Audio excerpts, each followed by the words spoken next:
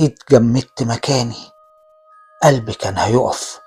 بقيت ألف ورايا كل شوية وأنا سامع صوت خطوات في الطرقة،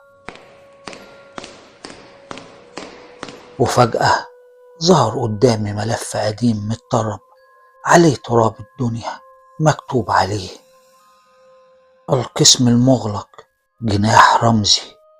فتحت الملف، كان مكتوب كله بالرموز والطلاسم اللي مش مفهومة، وكان جواه صورة الدكتور رمزي وصورة التلفزيون اللي عندي في المكتب، وتحت الصورة مكتوب حروف وأرقام ورموز مش مفهومة.